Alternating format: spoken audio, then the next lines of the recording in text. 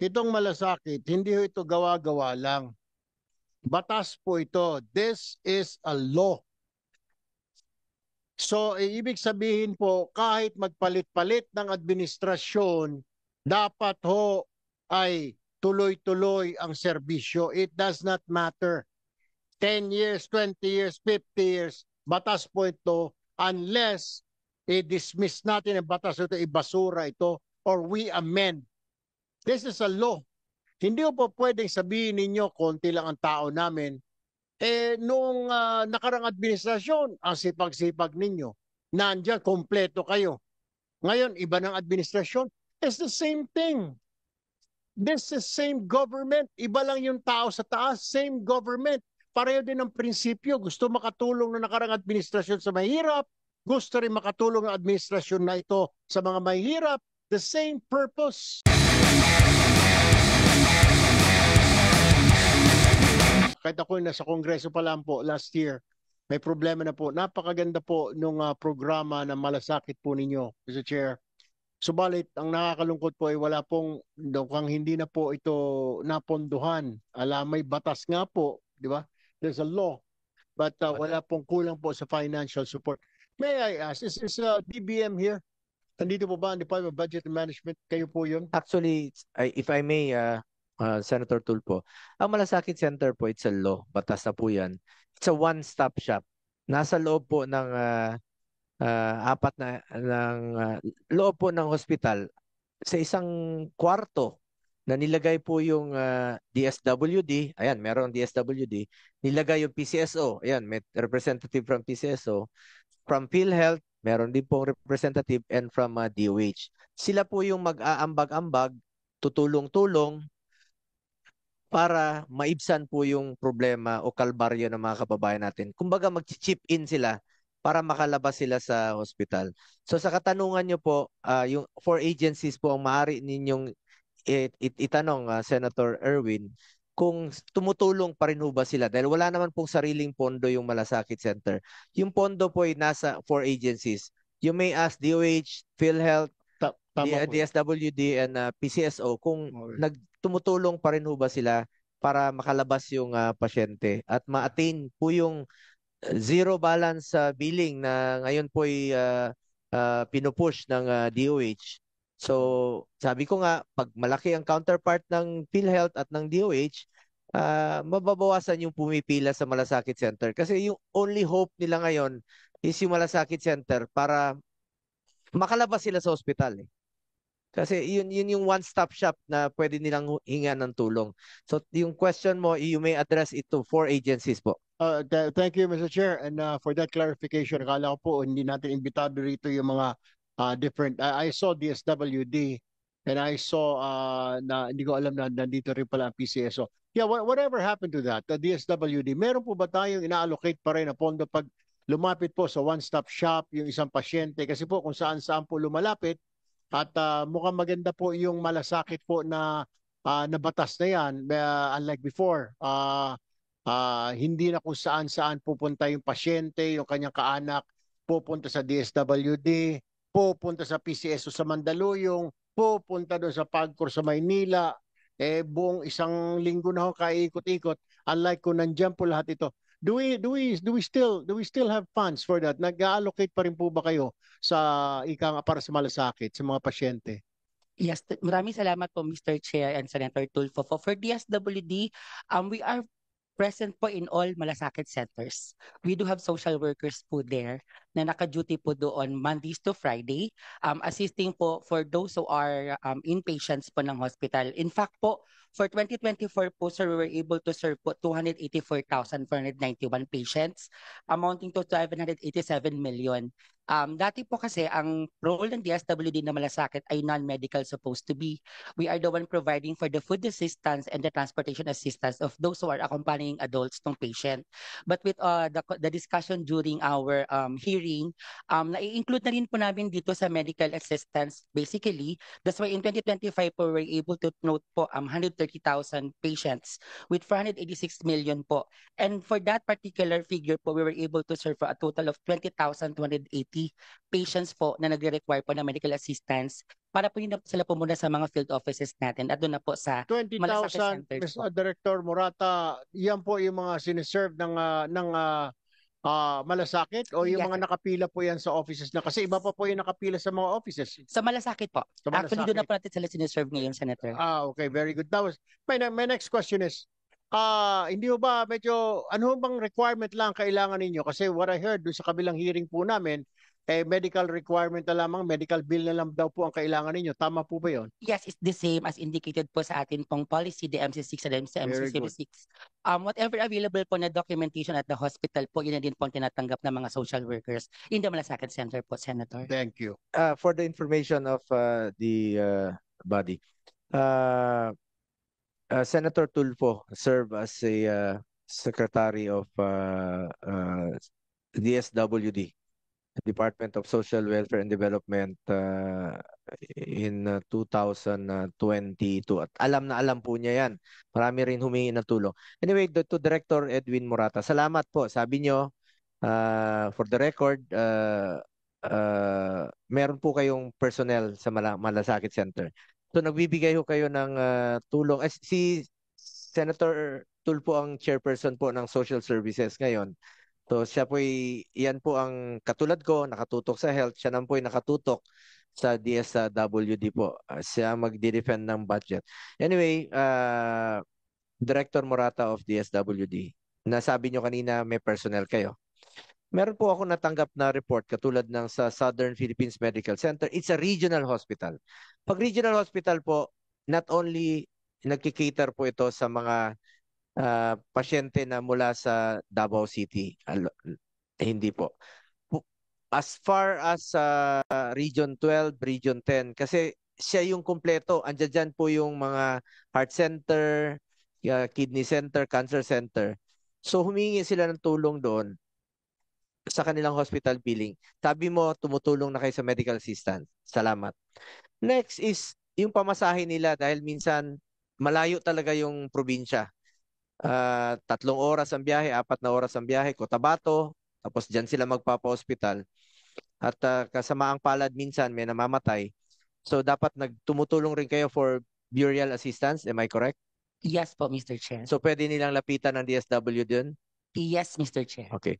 Sa SPMC, narinig ko lang na ano raw po, they fail to provide financial assistance para sa transportation o yung pag namatay raw ay hindi na raw kayo nagbibigay ng tulong. Kindly, pwede nyo bang ma-check po ito?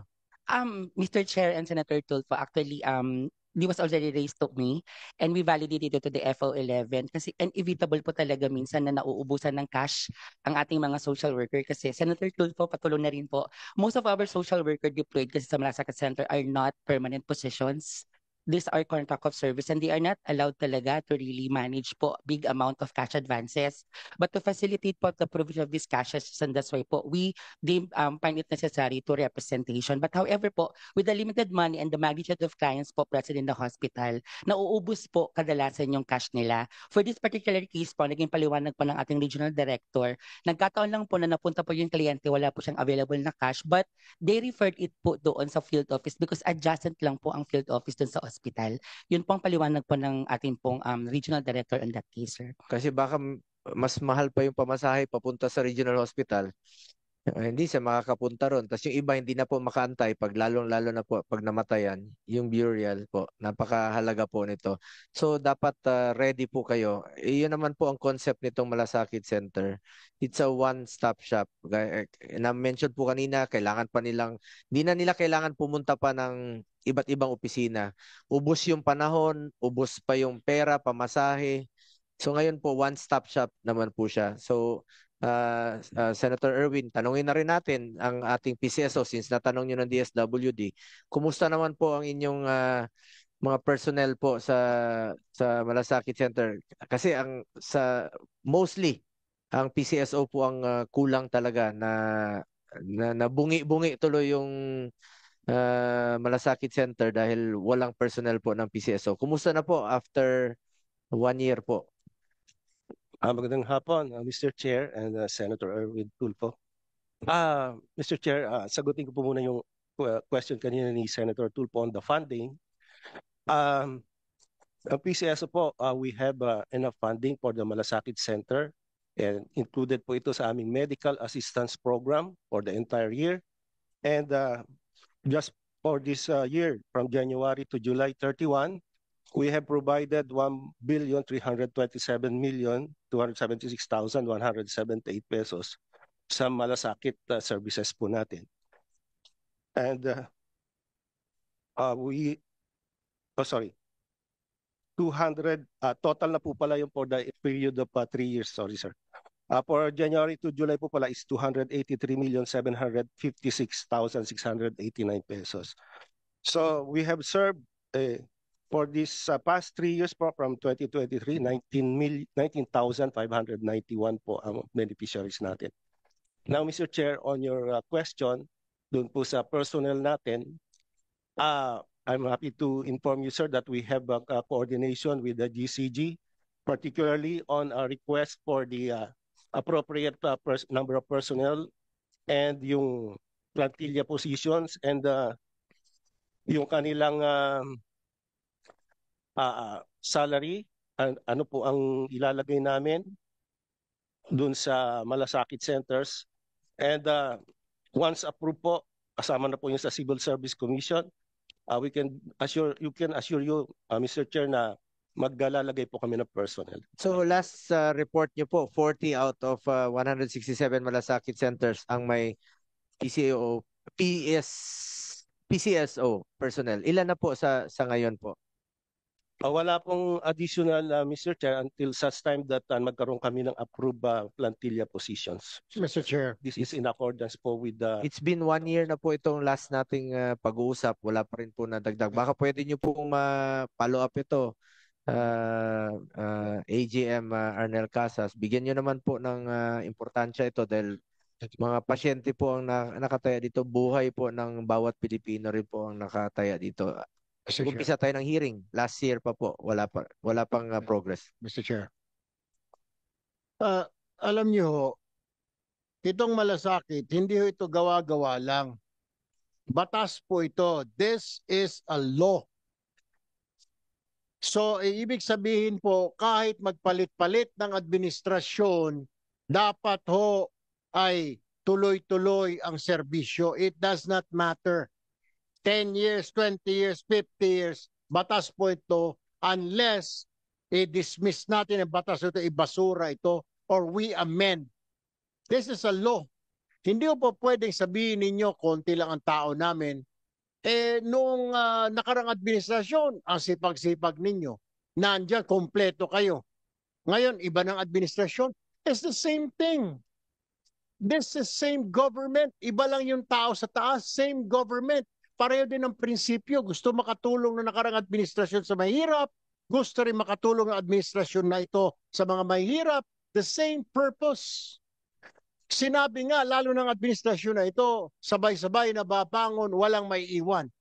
Kung wala ho tayo mga tao na ganyan sa mga ospital, kulang ho, hindi natin binibigyan ng pansin, then hindi ho natin pinapakinggan yung sinasabi sa taas na sabay-sabay po, babangon, wala pong may iwan. May iwan, kagaya niyan, kulang-kulang pala yung mga tao. So it doesn't cut. Hindi ho po pwedeng gano'n na, kulang ang tao namin. Di ko kulang tao, dilagyan ng tao. Diba? Para saan pa tawagin kayong PCSO? Revenue generating naman ho kayo. Buti sana kung umaasa kayo sa pondo ng gobyerno, ika nga sa bigay ng Kongreso, ng Senado. It's not. Do what you have to do. This is a law. Maglagay kayo ng tao dyan para yung tao hindi na kung saan-saan pumupunta. Huwag niyo sabihin kasi, yan ang problema sa atin eh. Yan ang problema sa atin sa gobyerno. Dahil inimplement ang ibang administrasyon, dahil ibang administrasyon na hindi napapansinin. But this is a law, ladies and gentlemen. Kaya nararapat lang na ipagpatuloy ho ito. And I am sure, wala naman po instruction ng administrasyon na ito. As a matter of fact, ang gusto ng administrasyon ng Marcos na mapadali po yung tinatawag na ease of doing business. Mapadali po ang tulong, mapadali po ang ayuda. Kung pwede nga lang po, lahat ng bayan pupuntahan na ng Pangulo eh. Tapos tayo pakaang-kaang. Do not give these people a hard time, ladies and gentlemen. DSWD, PCSO, ano pa, DOH, yung mga MAIP ninyo, and PhilHealth. Kayo ho ang dapat lumapit yung government para sa tao, hindi yung tao hahanapin tayo. Our job is to look for these people, look out and care for them. Hindi po hahanapin tayo, kulang ang tao. That's very poor excuse. No. Tapos sasabihin ng Mr. Chair, nung last hearing pa, sa akin mo gagawin yan, tignan mo. Don't do that. PCSO, I want you, make sure na sabihan po ninyo ang inyong boss, maglagay na po ng tao, hindi po, mabait lang po itong ating chairman, pero sa akin po, hindi po iobra yan. This is a law. Malinaw po ito na batas. Alright? Hindi po ito gawa-gawa lang, hindi po ito executive order, hindi po ito directive ng DOH. Ito po ay batas at sa batas nakalagay po doon unless otherwise pinalitan po. Yes, you want to say something, Director? Thank you, Mr. Chair, Senator Erwin. Actually, we assure you na kahit po kulang tao namin, we guarantee the continued services po namin sa Malasakit Center. Hindi po napuputol yan. And kaya po naman kami na walang tao, we comply with the COA Audit Observation Memorandum as reported to this committee last hearings. That there was a particular findings that deployment of job order personnel to manage PCSO desks in Malasakit Center is non-compliant with Section 8 of RA 11463, which requires plantilla personnel po. That's what we're doing now, Senator, Mr. Chair. But go ahead, Tama yung sinabi ni Senator Erwin. Masyado tayong mabait dito. Pero isa puso niyo po at isa isip yung mga pasyenteng nag-aantay ng tulong na pera po ng taong bayan yan. Hindi niyo po yan pera. At ang inaantay natin dito, sabi mo nga, yung hiring of personnel since meron tayong sinusunod na batas na bawal yung JO. So, bakit hindi kayo mag-hire ng plantilla personnel? Maraming Pilipino ang gustong magtrabaho, walang trabaho, and I'm sure maraming Pilipino naman po ang qualified. Why it took you so long? I mean, more than a year na po. 19 Congress pa tayo nag-hearing dito, 20th Congress na po tayo. Mabait tayo pero meron rin panahon na kailangan rin natin na na hindi maging mabait para ipaglaban po ang karapatan ng bawat Pilipino. Pero nakikiusap po muna ako sa inyo. Please lang. Tama naman yung sinabi ni ni Senator Erwin na tulungan po tayo. Yun naman po ang gusto ng administrasyon na makatulong sa ating mga kababayan. Na ilapit po natin ang serbisyo medical sa ating mga kababayan. Lalong-lalo na po yung mga pasyente. Nagkataon lang po talaga na mabait ako at gusto kong maging mabait sa inyo dahil gusto kong makatulong at magmalasakit sa kapwa Pilipino. Salamat po, Arnel Casas. Mr. Chair, let me just be corrected according to my staff here. Malinaw po sa batas, DOH, DSWD, PCSO, and PhilHealth are authorized to create the required plantilla. Nasa Section 8 po ng Malasakit Center Law. I want you to review that, AGM. Reviewin po ninyo yung batas na yan. Nandoon po nakalagay, required plantilla, Section 8. So there's no more excuse. Hindi na po pwede yan. Next hearing, Mr. Chair, with your permission, I want all these people, again, DSWD, PCSO, particularly DOH, PhilHealth, to report here and give us a report kung nagawa na nila, kung kumpleto na ang tao sa bawat malasakit. Bakit ko nasabi? Nagpupunta po yung mga tao sa opisina, sabi walang tao sa malasakit. Bakit? Kasi ginawa ng nakarang administrasyon ito? Bakit? I mean, this administration is also for the poor. Malinaw po yung direktiba nung naging DSWD secretary ako. Tulungan mo yung mahirap, sabi po ng Presidente Marcos. Padaliin mo yung pagbigay ng assistance. Kaya nga po ginagawa natin ng paraan eh. We cut corners. Ika nga kung po pwede, yung mga requirements alisin na natin, bawasan natin para mas madali ang pagbaba ng serbisyo. Mismong yung tao na nga, yung nasa taas ang buwababa eh. Hindi mo ba tayo nahihiya dyan? Kaya that's not an excuse na sabihin mo, plantilla. Nandiyan po sa Section 8 ng Malasakit Center Law. Pangalawang tanong ko, pangatlong katanungan ko, ewan ko kung kanino ko i-address ito, Mr. Chair, pero according to Section 12 of Malasakit Center, DOH, DSWD, PCSO, and PhilHealth shall submit to the Office of the President, Senate, and House of Representatives a report giving a detailed account on the status, implementation of the Malasakit Law. Kung wala pa po kayong binibigay, abay mali po kayo. Kailangan may binibigay po kayo na report, kagaya po na kumpleto ang tao namin, wala kaming tao. Ito po yung naitutulong namin. Parang effective lang yung Malasakit nung panangkarang administrasyon. Oy, walang sinabi ang administrasyon na ito, isara natin dahil batas po yan, alam po ng Pangulo. Besides, ang Pangulo rin ang gusto na yung serbisyo ng gobyerno ibaba sa tao. Yung po yung directive. Tanungin nyo lahat ng mga sekretary na yan. Naging bahagi po ako ng executive, and that is the instruction of the President. Ilapit yung serbisyo, mas mabilis na serbisyo. Malasakit is mabilis na serbisyo, ladies and gentlemen. Why don't we do this? Why don't we continue it? Magandang programa. Kayo lang nasa isip ninyo. Nakarang administrasyon, tapos na. Bawasan po natin pagsisip-sip. Do what we have to do. This is for the poor. This is for the ordinary people. Pera po ng bayan na ginagamit, hindi naman po ito pera ni kung kanino. Besides, hindi po against, it doesn't run against the programs of this current administration because this administration gusto niyang mas mabilis na serbisyo publiko. Same thing po. Galing lang po sa kabilang administrasyon, ipapasa lang. Alisin na po natin sa isipan natin, lalo na po, kasi we have this LGU mentality.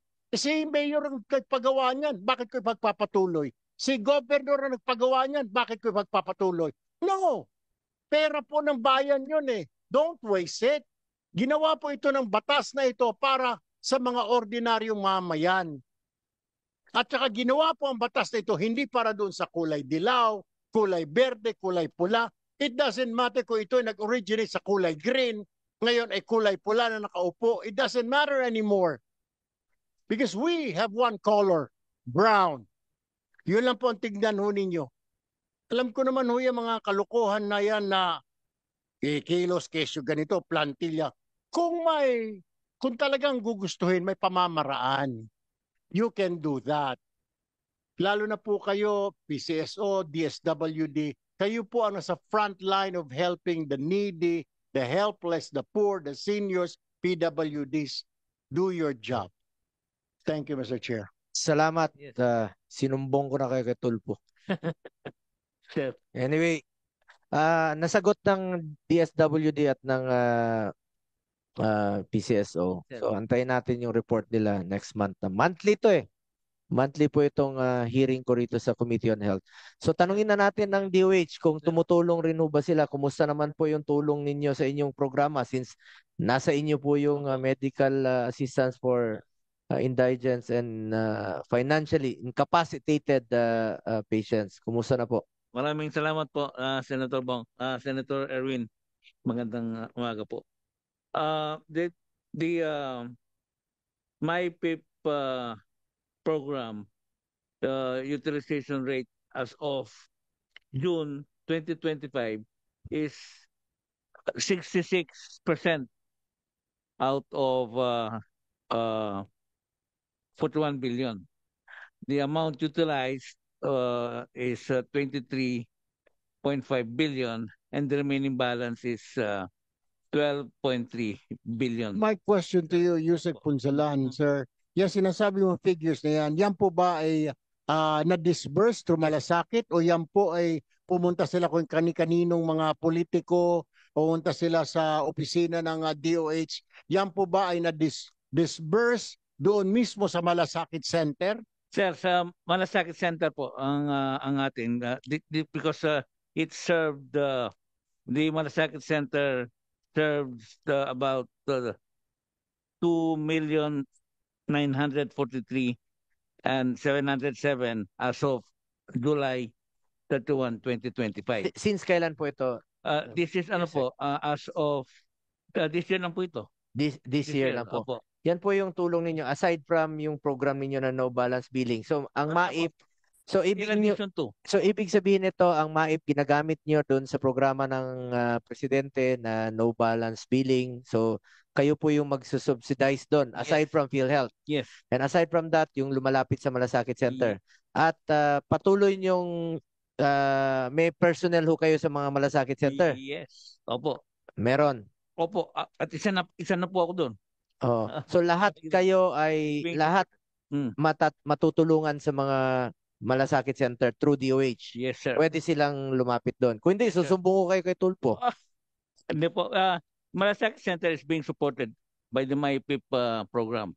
Kaya nga for the DOH complete personnel in all of 187 Malasakit Centers nationwide. Ang Malasakit Center po ay as I've said, has already served 2,943,000 For this year alone. Yes, sir. For this year. So meron pong memorandum ang DOH noon, di ba? Na wala pong matatanggihan na pasyente at karapatan nilang mag-avail ng MyPIP. Kanila po yan eh. So as I've been saying even in my message to them every day, as I concur with you, sir, and with Senator Erwin here, it is a service given to the people. Para sa tayo yan eh. Salamat. I make it a point that it is given to them because Ibalik ang pera ng tao sa Yes. taong bayan. That's sinasabi nga po ni Senator Erwin, tsaka kayo. Yan ay para sa taong bayan. So my role is to give it back what is due to them. Salamat po. And I make sure following your Salamat. Tulong nyo na lang po yan sa mga kababayan nating mahirap. Yes. Kasi Mr. Chair, may mga pupunta sa opisina, tinatanong ako, may malasakit pa ba? Sabi ko, bakit? Wala pong tao eh. Nandoon doon, nakalagay karatula, malasakit. Pero walang tao doon sa kwarto, sa mga ospital. Doon lang yata sa Davao, pero dito sa mga Northern Luzon, sa Luzon, wala na yata. That is under your office. Opo. Can Dito po sa central office ang you check and make a report para sa next hearing natin? Yes. All personnel, Yes, sir. all Malasakit Center, Yes. kindly ano niyo po, In fact, pahingi lang po ng report kung meron bang we have- DOH personnel sa lahat ng 167 na Malasakit Yes. Center.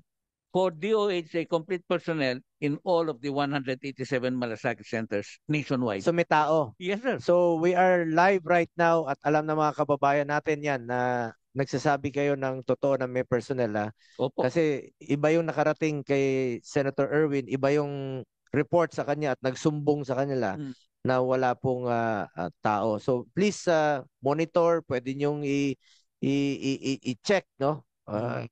Random check nyo kagad kung may personnel ho ba doon. Sir, I myself would attest to that, Senator Erwin. Check. Sir. Paki-check na lang ho, Yusek, kasi Yes. meron hong nag-email ho sa amin na Yes. meron daw. Opo. Hindi naman ho lahat, but meron daw mga malasakit. I believe, isa ho yata dito sa Luzon, meron pong walang tao. Isa na lang yata, DSWD na lang po nagbabantay or isang nurse po yata ang, yung iba nga, ginawa na yata, chairman, ginawang break room, yung malasakit center. Yung po nakakalungkot eh.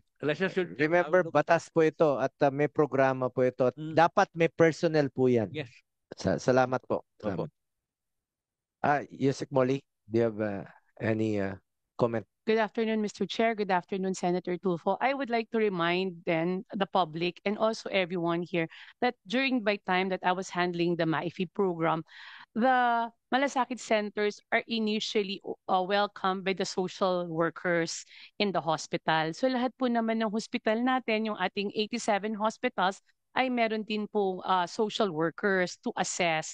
But now with the zero balance billing, really the MAIFI program should align with PhilHealth para po lahat po ay talagang mag-shoot in dun sa zero balance na gusto ng ating Pangulo. Kaya po hindi lang po talaga nakokompleto ng lahat ng malasakit centers na 167. To be corrected, it's 167 na minsan po kulang ang personnel.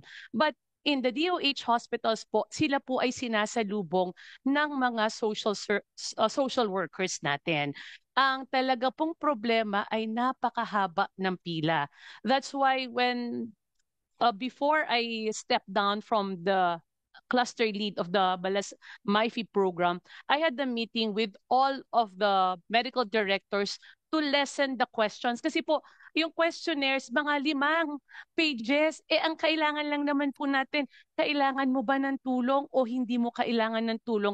Dahil kung may pera po yan, hindi po yan pupunta sa government hospitals. Napipila po sila ng pagkahaba-haba. But it stopped there. But during my time, it was initially, we were checking everything kung ano po ang problema. And my number was out to everybody. Everyone was calling me 24/7. Wala po kaming tinatanggihan. So, yun po ang naging palakad po ng Department of Health with regards to the MAIFI program po. Thank you po, Mr. Chair, Mr. Senator. Thank you. With your indulgence, Mr. Chairman. Maraming salamat po. That's good to hear po. Siguro po ang problema, Mr. Chair, kailangan po natin makausap din yung ARTA. Wala ho yata siya rito.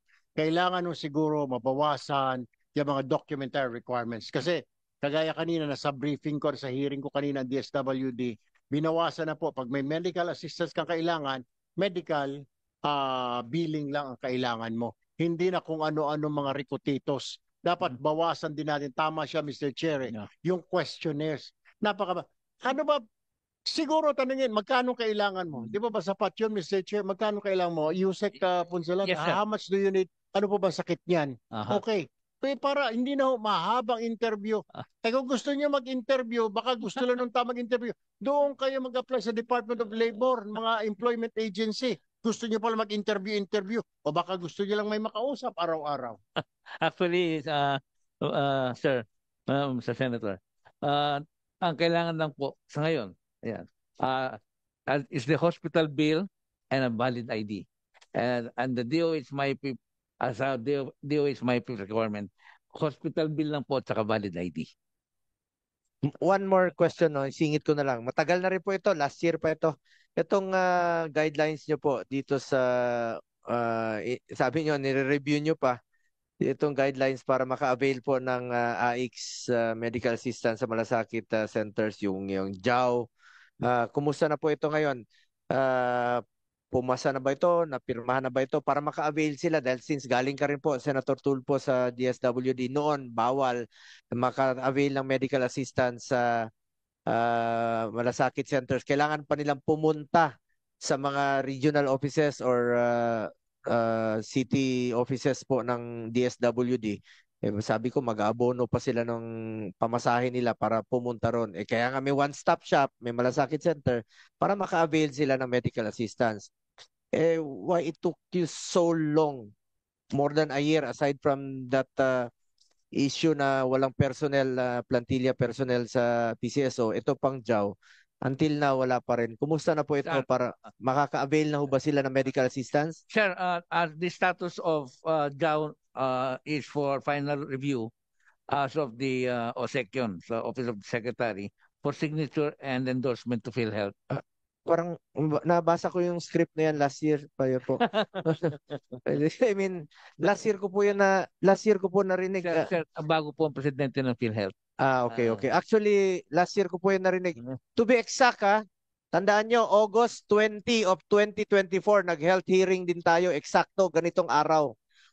Baka i-review nyo, baka the same day rin po, August 20 ng 2024, pinangako rin po yun na nandiyan na. So, okay nga. Bago na raw yung presidente ngayon, baka binasa lang yung script na for review. Siguro 12 times ko narinig yung for review na yan. Tama yung sinabi ni Senator Erwin. Bilisan natin yung tulong sa mga kababayan natin. Bawat araw, bawat oras na nasasayang, ilang buhay po ang nasasakripisyo tuwing hindi tayo gumagalaw dito. Tandaan natin, pera ng taong bayan yan, ibalik po sa ating mga kababayan. Pakicheck na lang po, sir. Salamat po sa iyong pagmamalasakit, Senator Erwin, sa ating mga kababayan, lalong-lalo sa mga mahirap. You've been there, galing ka sa DSWD.